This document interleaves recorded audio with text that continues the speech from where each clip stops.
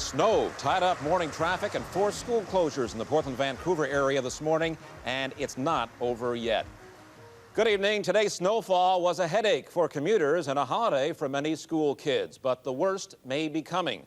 Tracy Barry is standing by in downtown Portland tonight at Waterfront Park with the latest in our winter storm. Tracy, looks pretty calm down there. Pete, I think we are lucky enough to be at the calm between storms. It almost looks like a picture postcard behind me tonight in downtown Portland.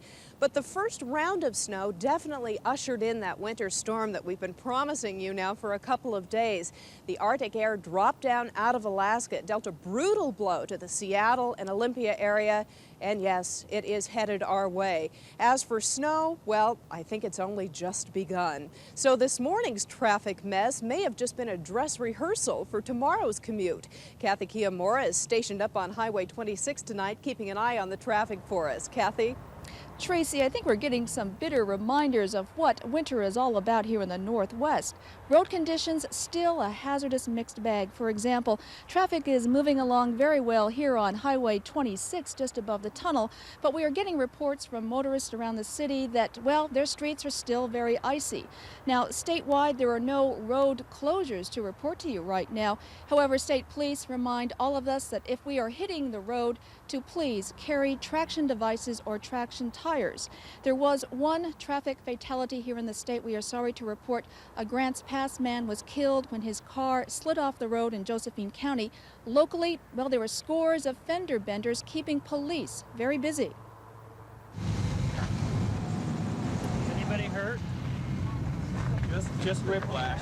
No serious injuries. The scene on McLaughlin Boulevard would be repeated throughout the metro area during the frigid morning commute.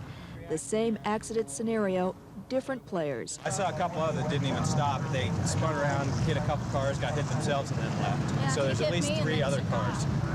The driver who caused this 5-car pileup took off after skidding and sliding on slick pavement. Slid across here, and then I started sliding, and I was starting to get it back in control, and then he pulled out, and when he pulled out, I ran into him. And then he took off. Because I got rear-ended right after that, so I didn't see where he went. Great, so the guy who caused this, Nowhere to be found. On the I-5 ramp just off the Banfield, 4 cars bumped, bashed, and cruised away, leaving 3 crumpled vehicles behind. Apparently, this one vehicle up here was involved in an accident all by himself, and then the independent news vehicle stopped to help, and she was going by and lost it on the ice. it's been like this all morning. What looks to be dry pavement is actually ice.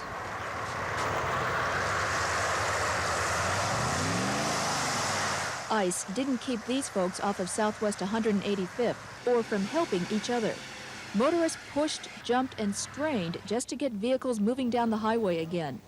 Those who made it to work on this morning had time to appreciate this winter phenomenon, changing their morning routine. Well, I had chains on until I got to 205, and then I took them off. So it wasn't bad at all. It wasn't. A lot of fun, a lot of fun. You guys can stay and play with us. Yeah, you can. We're gonna make snowballs. Well, it's certainly not playtime on the road tonight. Police remind all of us to take it slow and easy, be careful, and watch out for that other guy, Tracy. Kathy, what a mess. Listen, what's the game plan then for road crews for tonight and tomorrow morning? If it snows and if it's icy again, the road crews tell us that they are prepared to sand about 250 miles of primary and secondary roads here in the city. Now, they are working on a standby emergency basis, so when that bad weather hits, they're ready to hit the road, get the sand down, and help us get through all of this, Tracy.